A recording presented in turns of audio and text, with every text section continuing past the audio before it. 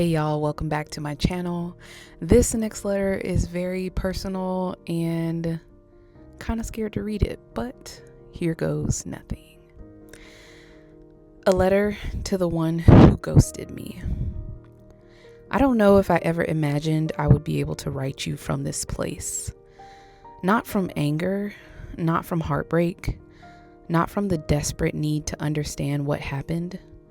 Not from the place where I was replaying every conversation, every memory, every moment between us, and wondering if I had somehow missed the exact second where everything changed.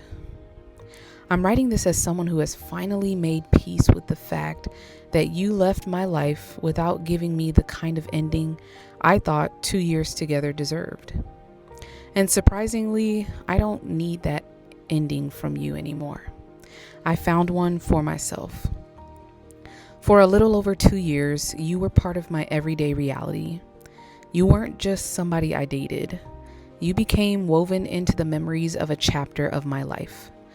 There were ordinary days, conversations, plans, laughter, frustrations, hopes, trips, and all of those little moments that probably wouldn't mean anything to anyone else, but once meant everything to me.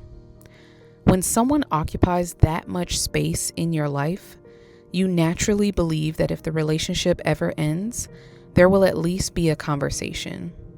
You imagine there will be words. Maybe painful words, maybe uncomfortable words, but words nonetheless. I never imagined silence would be the final thing you gave me. Being ghosted after more than 2 years was a strange kind of grief because there was no ceremony for it. There was no clear goodbye. There was no moment when we sat across from each other and acknowledged that the relationship had reached its end. You simply became absent. And for a while, your absence felt louder than anything you could have said. I had questions I couldn't ask. I had emotions with nowhere to go. I had memories that suddenly felt like they belonged to a story someone had stopped writing in the middle of a sentence. For a long time, I thought closure meant hearing your explanation. I thought healing would happen once I understood why you chose silence. I wondered whether you were afraid of confrontation, whether your feelings changed, whether something happened that I didn't know about, or whether disappearing simply felt easier than looking me in the eyes and telling me the truth. I believed there had to be some combination of words that would finally make everything make sense. But time taught me something I couldn't understand while I was hurting. Sometimes the way a person leaves is part of the explanation. Your silence told me something. It told me that at that point in your life, you were unable or unwilling to give me the communication, consideration, and respect I needed from someone I loved. I don't say that to punish you. I don't say it because I need you to feel guilty. I say it because accepting that truth freed me. I stopped trying to turn your disappearance into a mystery I needed to solve. I stopped believing there was one missing piece of information that would suddenly make the pain reasonable. What happened hurt me. It was real, and I was allowed to heal even without your participation. I still think about Frankfurt sometimes. I think about being in Germany together, thousands of miles away from home, sharing an experience that at the time felt like another page in a much longer story. Travel has a way of making memories feel bigger. Everything is unfamiliar, so the person beside you becomes even more familiar. The streets, the buildings, the sounds, the feelings of being somewhere completely different, somehow those things preserve memories in a way ordinary days don't. And of course, I remember the love lock. We put a love lock on a bridge, a small symbol of something that we probably believed was strong enough to last. There is something almost poetic about thinking of it now. Somewhere in Frankfurt, that lock may still be hanging there. Maybe it has weathered rain, cold winters, hot summers, and years of strangers walking past it without knowing who placed it there or what we meant to each other. Maybe it's gone. I honestly don't know, but I've realized that I don't need to know. At one time, I might have thought that lock represented a promise. Now I see it differently. It represents a moment. And moments don't have to last forever to have been real. I don't need to rewrite our entire relationship because of the way it ended. I don't have to convince myself that every happy memory was fake just because the ending was painful. I can admit that I loved you. I can admit that there were beautiful experiences between us. I can remember Frankfurt with warmth and still know that our relationship was not meant to continue. This has been one of the greatest signs of my healing. I no longer need to make you the villain in order to move forward. I don't need to hate you. I don't need to hope life teaches you some terrible lesson. I don't need you to wake up one day overwhelmed with regret. There was a time when the thought of you realizing what you lost might have felt satisfying. Now it doesn't matter. Your understanding of my value is no longer connected to my understanding of my value. I know what I brought to our relationship, and I know the love I gave. I know the effort I made. I know the version of myself who believed in us, and I refuse to be embarrassed by her. She wasn't foolish for loving someone. She wasn't weak for hoping something would last. She wasn't naive because she trusted the person she was building memories with. Loving sincerely is not something I need to apologize for. If anything, I'm proud that I was capable of showing up with an open heart. What I had to learn, however, was that an open heart still needs boundaries. Love cannot require me to abandon my dignity.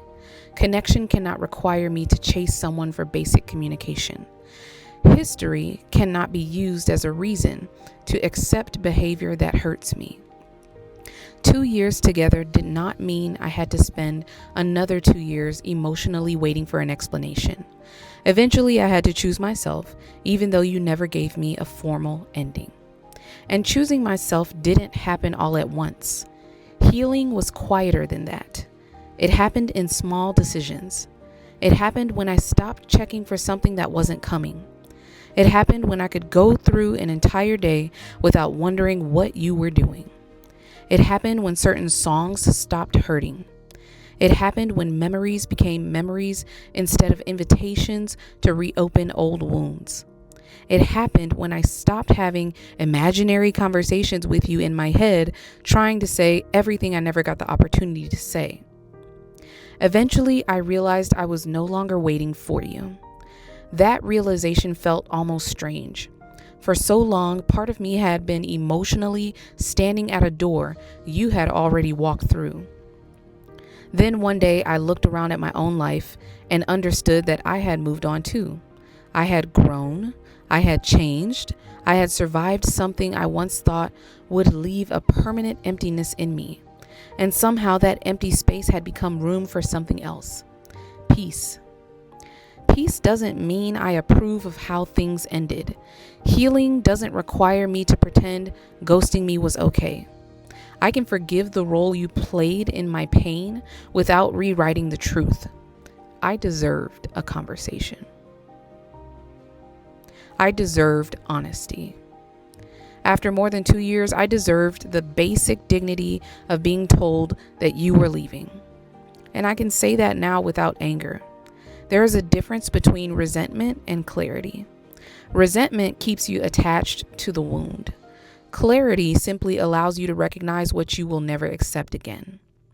So yes, I deserved better from you in the end, but more importantly, I learned to give better to myself afterward. I gave myself the closure you wouldn't give me. I gave myself permission to stop searching for answers. I gave myself permission to grieve without feeling ashamed that I still cared for you. And eventually, I gave myself permission to be happy without you. I think one of the hardest parts about losing someone is accepting that the future you imagined with them disappears too. You're not only grieving the person, you're grieving the trips you never took, the conversations you never had, holidays that never happened, plans that never became real, and versions of your life that existed only in your imagination. I had to grieve those things too. But I eventually understood that losing the future I imagined with you made space for a future I hadn't imagined yet. And my life kept going. That's the part heartbreak doesn't tell you when you're standing in the middle of it, that life keeps unfolding. You're gonna laugh again. You're gonna become excited about things again. You discover new goals. You meet new versions of yourself.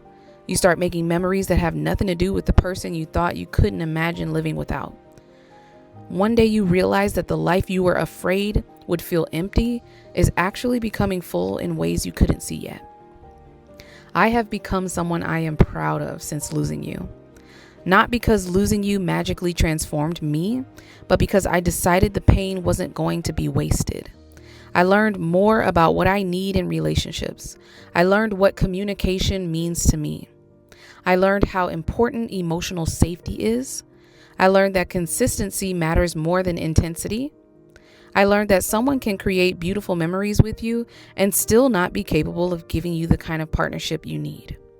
Most importantly, I learned that being left does not make me less worthy of being chosen. Your decision to disappear was not a measurement of my value. It was a decision you made based on whatever was happening inside of you at the time. I spent enough time examining myself through the lens of your absence, but I don't do that anymore. I don't wonder whether I was enough. I don't wonder what I could have changed to make you stay.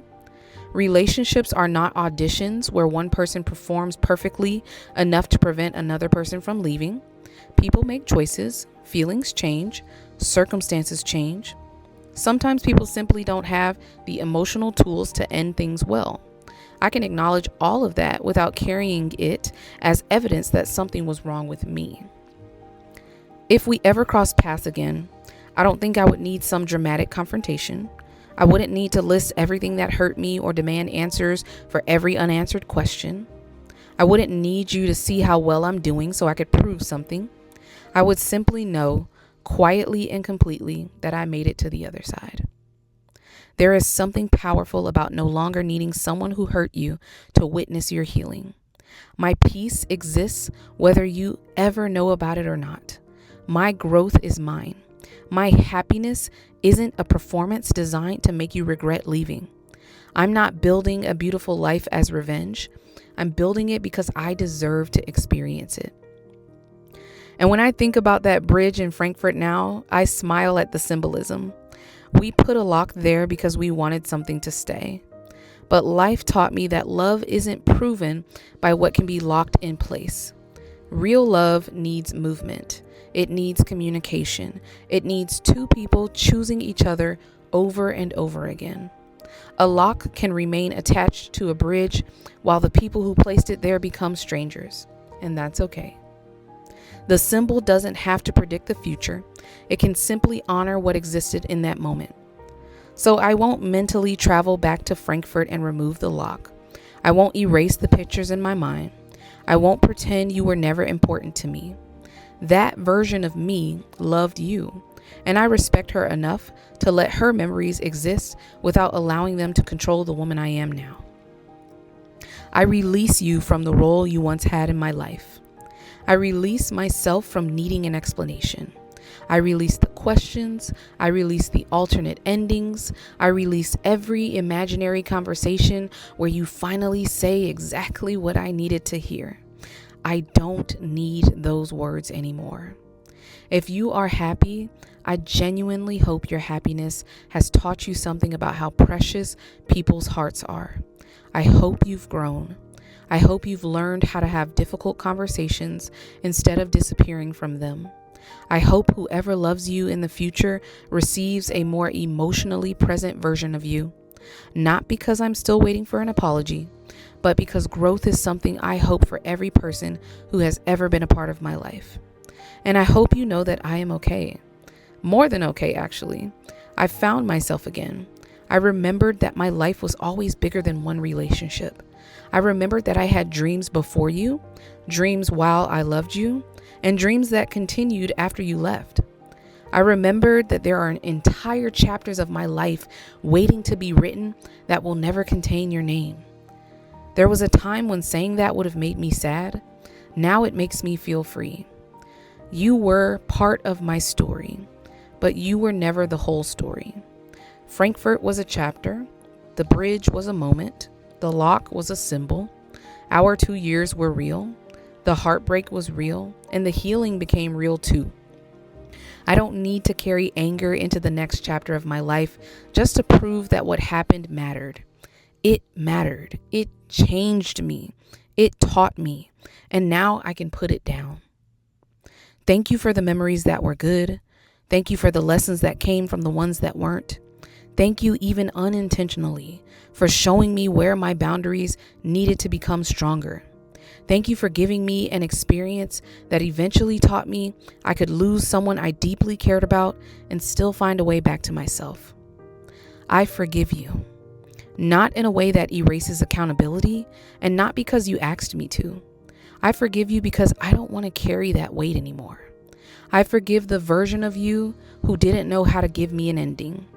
I forgive the version of myself who spent too long believing she needed one from you. Somewhere in Germany, there may still be a lock hanging from a bridge with a story attached to it that nobody walking by could ever understand. And somewhere here, I am living a completely different life than the one I imagined when we placed it there. Both things can be true. I can remember you and not miss you. I can appreciate what we had and not want it back. I can forgive you and still know I deserved better. I can love who I was with you while loving who I became without you even more. So this isn't a letter asking you to return. It isn't a letter asking you to explain. It isn't even really goodbye, because the goodbye happened a long time ago. This is simply me acknowledging that I finally reached the place I once desperately wanted to reach. I'm healed.